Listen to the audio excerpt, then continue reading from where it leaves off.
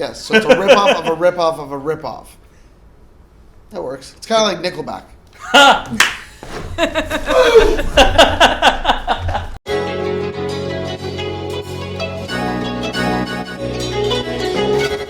Hey everyone, welcome back to The Creative Contrast. My name is David J. Folda. I'm Giancarlo Pawlik, known as GC. And this is Amanda Costa. There we go. And where can they find you? They can find me at Miss Amanda Costa on all social media platforms. Awesome. Twitter, Instagram, YouTube. Yeah, you got it. Facebook. That's our first YouTube collab. Look at that. Now, as you can tell, it's been a little while since we've seen you all. That's just because we're restructuring a few things behind the scenes. We got kind of busy, but we're back and better than ever.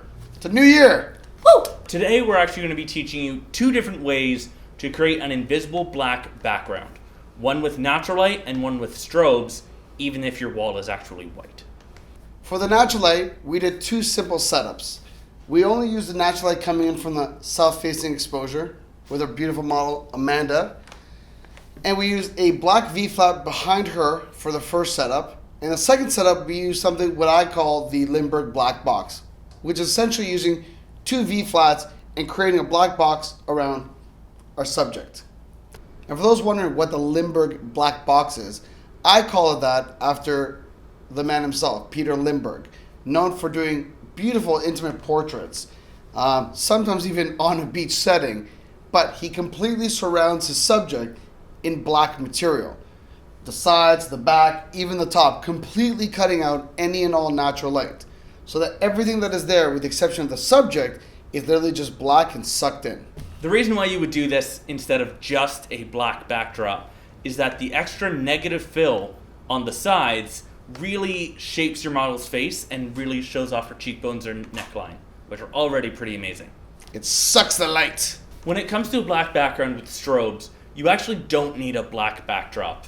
A lot of people think you do, but photography is all about relative light. As long as you can black out the light coming in from outside, you're good. We can use our strobe, put it really close to Amanda's face so the fall off is extremely quick. So even if she's really close to the wall, it will turn just totally black, which is exactly what we want for this video. So as long as we knock out all of the ambient light from the windows, we can bring in a strobe, and that is all that is lighting our subject and our entire area. You can do this with your shutter speed or your aperture or your ISO. I'm using mostly my aperture because I don't have high speed sync. And what David is showcasing using the strobe is the inverse square law. So essentially, the light is close to the subject, everything past the subject just falls off into darkness. And the inverse square law is really complicated math that actually affects gravity as well as light. And it's essentially saying by doubling your distance, you're halving your light. So something that is 2 inches away from the light has double the light as something that is 4 inches away, which has double the light as something that is 8 inches away. So therefore, by putting the light really close to her face, the light on the other side of her face is almost black already because it's so much darker.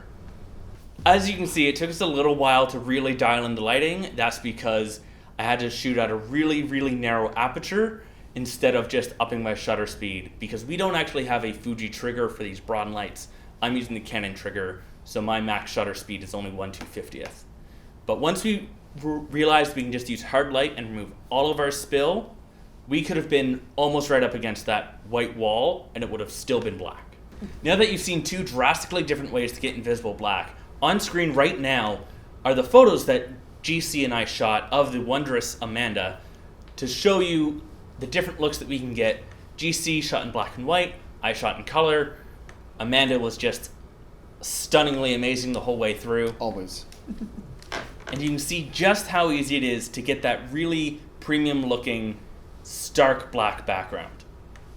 Though we did have to lift the blacks just a little bit because Amanda has gorgeous black hair and we just want to be able to see that definition a little bit. One thing to add about the Lindbergh black box, or even shooting with a V-flat, is in the previous episode, we showed you how to build them on an econo level or on a high-end level. That is such a great video. Check that out. Learn how to build your own V-flats, and you too can replicate the Lindbergh black box. You too can rip us off who are ripping off Peter Lindbergh. Thank you guys so much for watching. Remember, if you like this content, please subscribe. It really means a lot to us. Make sure you hit that like button if you want to see more. And if you have any tips and tricks, or if you've tried any of these techniques, let us know in the comments down below. Absolutely. And remember, Stay creative. Cut.